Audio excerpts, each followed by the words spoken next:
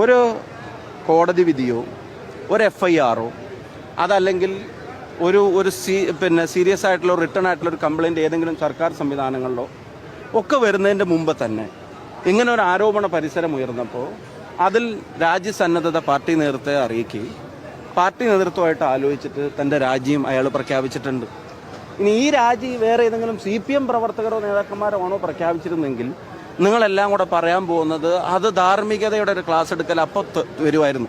കണ്ടോ FIR ഇല്ലാത്ത രാജി, കണ്ടോ പരാതിയില്ലാത്ത രാജി, കണ്ടോ പിന്നെ കേസെടുക്കാത്ത രാജി, കണ്ടോ കോടതി വിധി ഇല്ലാത്ത രാജി, കണ്ടോ കുറ്റവിധി കുറ്റവാളിയാണെന്ന് പ്രഖ്യാപിക്കപ്പെടുന്നതിന് മുമ്പ് രാജി. അപ്പം എല്ലാവരും അതിൻ്റെ ഒരു സാംസ്കാരിക ഇടപെടലുകളും പ്രവർത്തനവും പ്രതികരണവും ഒക്കെ ആ നിലയിലാവുമായിരുന്നു.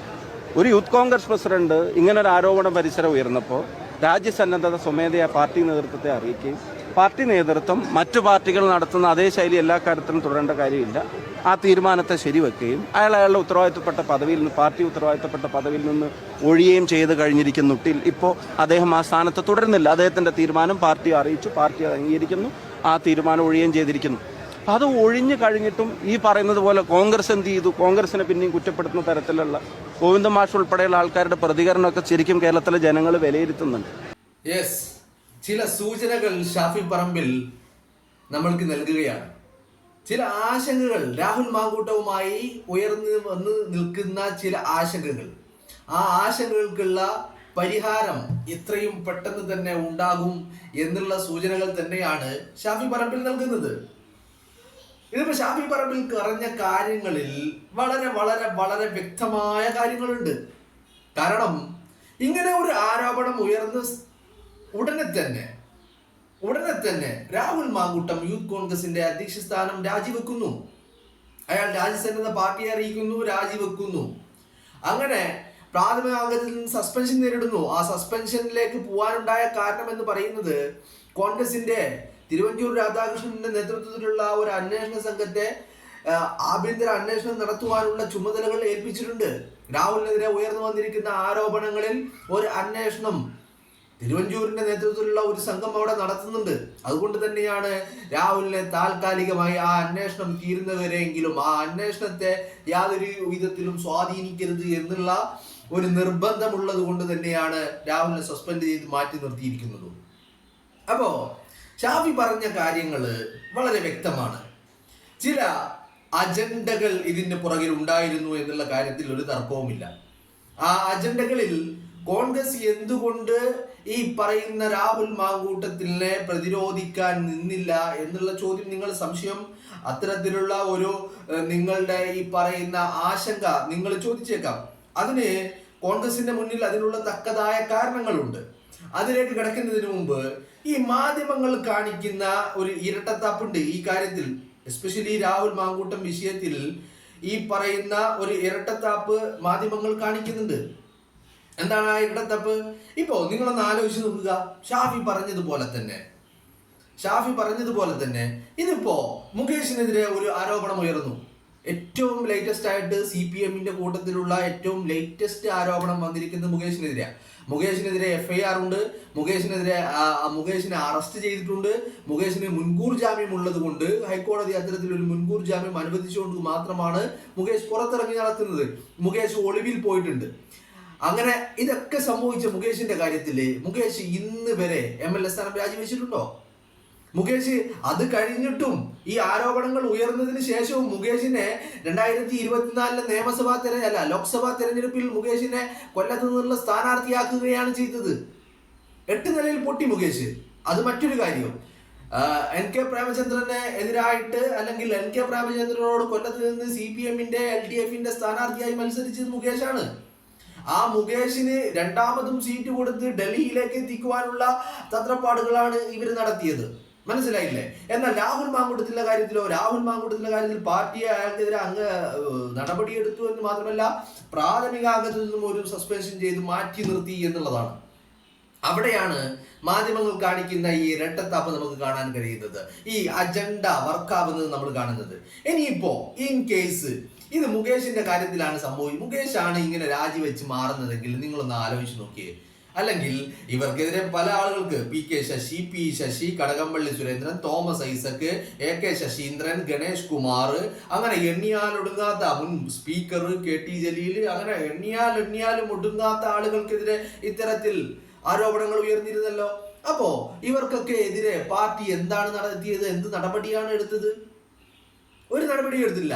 അപ്പോ ഇതിപ്പോ അവർക്ക് ആർക്കെങ്കിലും എതിരെ ഇത്തരത്തിൽ ഒരു നടപടിയാണ്, സസ്പെൻഷനാണ്, പാർട്ടിയിൽ നിന്നുള്ള സസ്പെൻഷനാണ് എടുത്തതെങ്കിൽ അന്ന് ഈ മാധ്യമങ്ങൾ കൊട്ടിഘോഷിക്കും. ധാർമ്മികത, മര്യാദ, രാഷ്ട്രീയ മര്യാദ, രാഷ്ട്രീയ മാതൃക എന്നൊക്കെ പറഞ്ഞ് അതിനെ പുകഴ്ത്താൻ ആളുകൾ ഉണ്ടാവും. പക്ഷെ രാഹുൽ മാങ്കൂട്ടത്തിലുള്ള കാര്യത്തിൽ അയാൾക്കെതിരെ നടപടി എടുത്തിട്ടും അതിനെ പിന്തുണക്കാൻ ആളുകളില്ല എന്ന് മാത്രമല്ല, ആ ആളുകളില്ല എന്ന് വെച്ചാൽ പൊതുജനം അതിനെ പിന്തുണക്കുന്നുണ്ട് കേട്ടോ.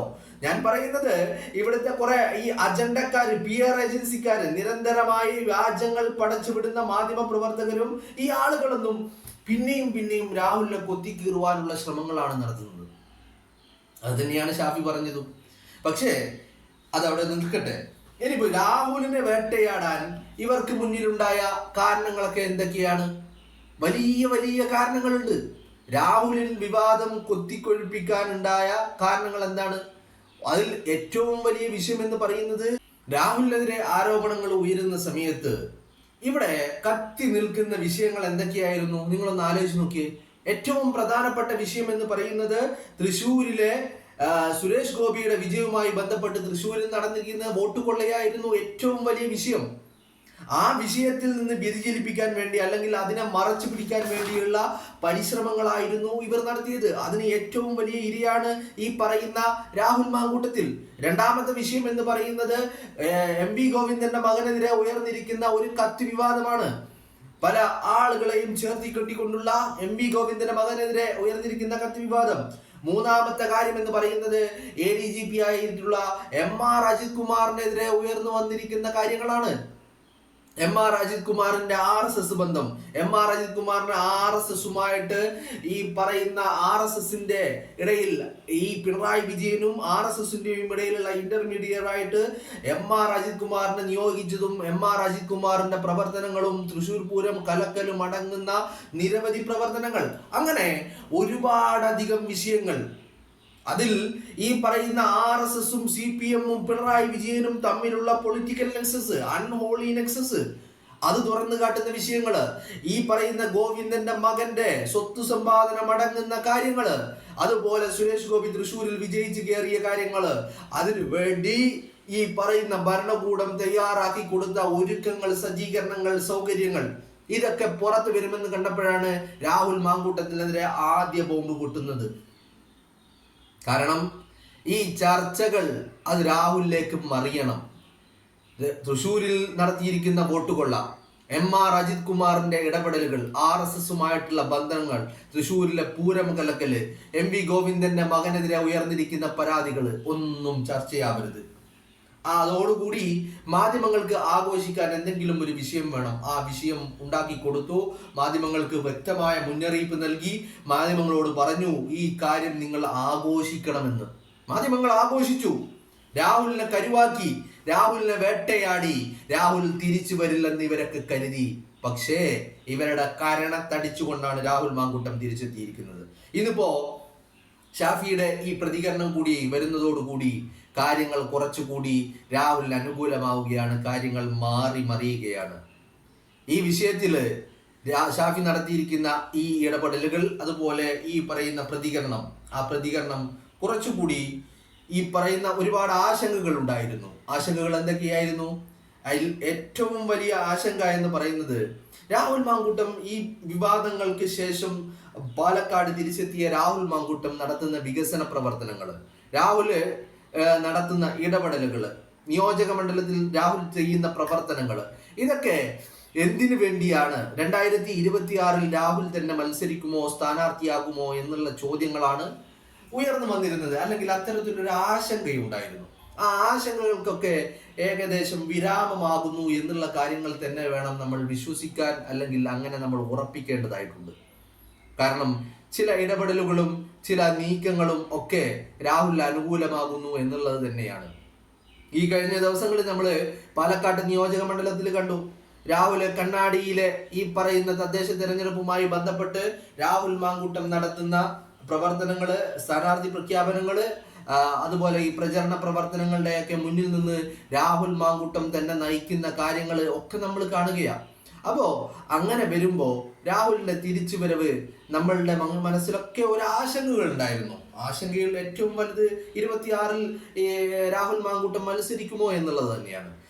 അതിനൊക്കെ ഒരു വിരാമമാകുന്നു എന്ന് തന്നെ നമ്മൾ കാണേണ്ടിയിരിക്കുന്നു.